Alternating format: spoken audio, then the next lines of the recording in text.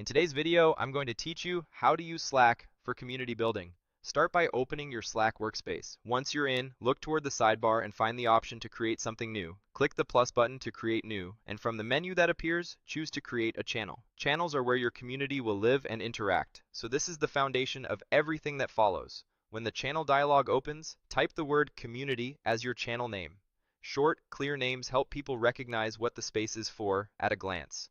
You can always refine the topic and description later, but community is a great starting point because it signals that this is a shared place for general interaction, support, and announcements.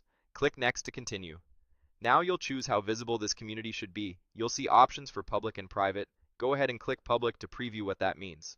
Public channels can be discovered and joined by anyone in your workspace, which is ideal for broad participation. For comparison, click the Private option to see how it's labeled. Private channels are only for specific people you invite. For an open, welcoming community, switch back to public so members can find it easily without manual invitations. With the visibility set, click Create. Your new community channel is now live. Slack may immediately prompt you to add people. If you want everyone in your workspace to have access from the start, choose the option to add all current members. This ensures your whole group can see and participate right away.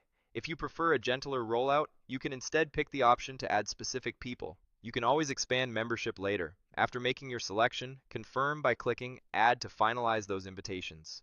Now that the channel exists, click into the message box at the bottom. Type a brief, warm greeting, such as "Welcome to the community." A friendly first message sets the tone and gives people a clear cue that this space is open for conversation. You might also include what kinds of posts belong here, but keep it simple so new members feel comfortable jumping in. Next, open the channel's member list by clicking Members near the top. From there, choose Add People to bring in anyone who wasn't included earlier. In the field provided, start typing a name or an email address, and Slack will suggest matches from your workspace directory. Select the people you want to invite. If you change your mind or add the wrong person, close the prompt using the X to back out cleanly without sending an invitation. If Slack presents an extra prompt, such as suggestions or optional setup steps, use Skip for now to keep your focus on launching the space.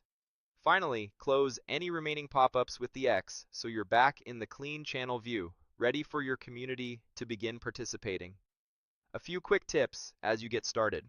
Keeping the channel public makes discovery effortless, which is powerful for community building. If you ever need a private subspace for moderators or sensitive topics, you can create a separate private channel later without changing this one. Keep your initial message positive and specific so people know what to post. You can pin that welcome message after you send it so latecomers see it at the top.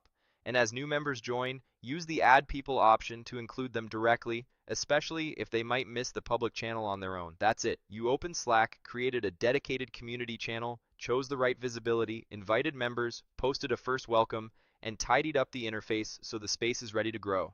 With that foundation in place, you're well on your way to nurturing an active, helpful Slack community.